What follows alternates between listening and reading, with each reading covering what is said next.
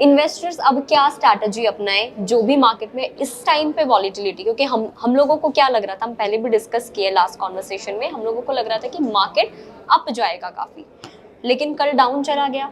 इस गिरावट के बीच में, इस सुनामी के बीच में इन्वेस्टर्स को क्या ध्यान रखना है, क्या करना है और क्या नहीं करना है, इस पूरे हफ्ते के लिए क्या स्ट्रैटेजी वो रखें जिससे पैसा बनेगा? देखिए भावना जी, मैं पीछे प्रोग्राम्स देख रहा था, लोगों ने अच्छे रिस्पांस दिए, लोगों ने बहुत लाइक किया और उसी कड़ी को आप यहाँ पे कंप्लीट मुझे लगता है करना चाहती हैं। जब पिछला प्रोग्राम जब हुआ था, लोग जाकर देखेंगे, तो उसमें हमने लास्ट में एक स्ट्रैटेजी दी थी कि आप लोग आज मार्केट में 30 से 35% मुनाफा ले लीजिए। जब मार्केट तेज थी उस दिन की बात करते हैं, एग्जिट पोल्स के बाद हाँ। और 30-35% का मुनाफा अगर काटा, आज वो टाइम आ जाता है जिसमें कि अब मार्केट में आपको 30-35% फंड से शुरुआत कर देनी चाहिए, क्योंकि अगर आज आप निवेश नहीं करोगे तो जो आपने पहले खरीदा है उसका एवरेज अच्छा हो जाएगा, और अगर आपने ऊपर खरीदा है और आज 35% खरीद लेते हो तो उसका भी एवरेज अच्छा हो जाएगा। दोनों के केस में आपको फायदा मिलने वाला है। अब आ जाते हैं स्ट्रैटेजिकली। देखिए, इस समय जो सिनेरियो डेवलप हो रहा है, इस समय अगर आप ये सोचते हैं कि मैं कोई इन्वेस्टमेंट नहीं करूंगा,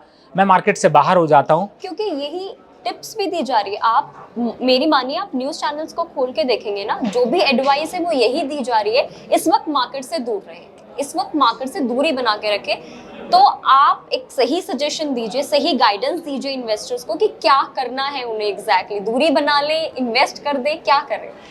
let me correct that statement.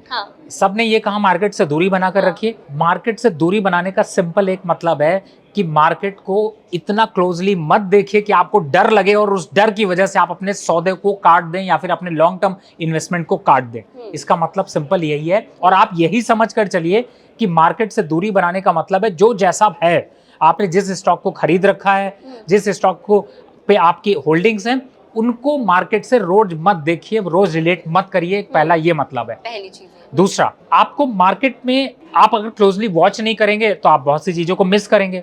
मैं आपसे एक क्वेश्चन पूछता हूं, जब 2005 था और निफ्टी अपने हाई पर थी तो सब कहते थे कि मार्केट पे आप निवेश मत करो, बहुत हाई पे चल रही, गिर जाएगी। 2014 आया, उस समय जब मोदी जी की गवर्नमेंट बन रही थी, और उससे पहले जब कांग्रेस की गवर्नमेंट थी, तब भी मार्केट में यही कहा गया था कि अब इतना करप्शन हो चुका है, मार्केट गिर जाएगी। आज उन लेवल से कहां पर हम खड़े हुए हैं जिन लेवल्स को कभी अचीव किया ही नहीं मार्केट ने।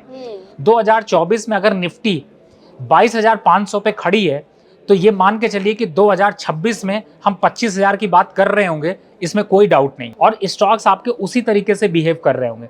तो यहां पर आपका ये सोचना कि आप मार्केट से दूर रहें, मार्केट में एंट्री ना करें, आप बिल्कुल जाइए, लेकिन स्ट्रैटेजी बना कर जाइए। एग्जाम्पल के लिए मैं आपको एक डेटा यहां पर देना चाहता हूं।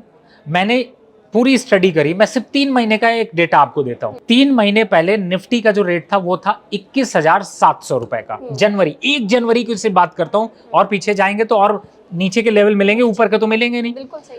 21,700 था। आज हम कहां पे खड़े हुए हैं? 22,300 पे। कल मार्केट कितना गिरा? 21,200 गिरने के बाद वापस क्लोज कितना हुआ? 21,700 के पास।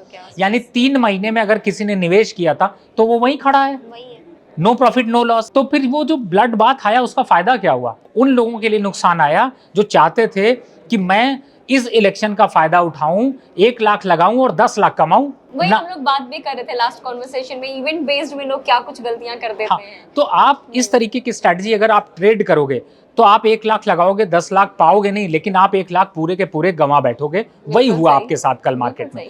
मैं यही चीज समझाने की कोशिश कर रहा हूं कि इस टाइप की स्ट्रैटेजी अगर आप करिए, जैसे सपोज करिए इवेंट था, आप बिल्कुल, अगर आपका 10 लाख का पोर्टफोलियो है, अगर आपको, मैं 10 लाख बहुत बड़ा अमाउंट हो जाता है, मैं 1 लाख के पोर्टफोलियो की बात करता हूं। अगर आपका सिर्फ 1 लाख का पोर्टफोलियो है और इस तरह का इवेंट आता है, 90,000 को छोड़ दीजिए, जो 10,000 बचा है ना, उससे जो मर्जी वैसा आप करिए, क्योंकि वो 10,000 अगर नुकसान हुआ तो नुकसान होकर 0 हो जाएगा, और अगर बना तो वो 10,000 से आप 50,000 भी बना सकते हैं।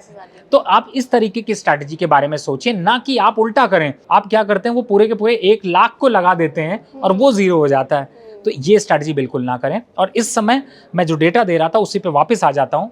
निफ्टी का मैंने बता दिया, आज भी देखे तो 2% पॉजिटिव पे, बैंक निफ्टी भी 1.5% पॉजिटिव पे, सेंसेक्स वहां से 2.5% पॉजिटिव पे। अब आ जाते हैं सेक्टर वाइज बात कर लेते हैं। डिफेंस सेक्टर आज 32% की रैली पे खड़ा है 1 जनवरी से। रेलवे काउंटर आज 35% की रैली पे खड़ा हुआ है। बैंकिंग काउंटर आज 22.5% की रैली पे खड़ा हुआ है। दूसरे माइनिंग की तरफ जाते हैं, वो यहां से 24% की रैली पे खड़ा हुआ है। सिर्फ मैं 1 जनवरी से बता रहा हूं। 3 सेक्टर हैं जिनमें की निगेटिव ट्रेंड देखने को मिल रहा है। आईटी जो कि 7% निगेटिव है 1 जनवरी से, शुगर जो कि 18% निगेटिव है, केमिकल जो कि 12% निगेटिव है।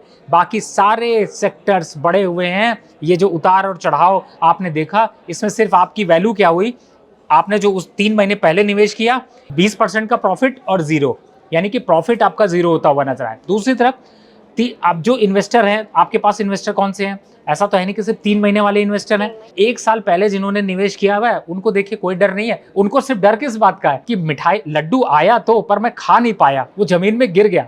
लेकिन वो जमीन में गिर गया, कोई बात नहीं है, दूसरा लड्डू तैयार है, फिर से आपके हाथ में आने वाला है।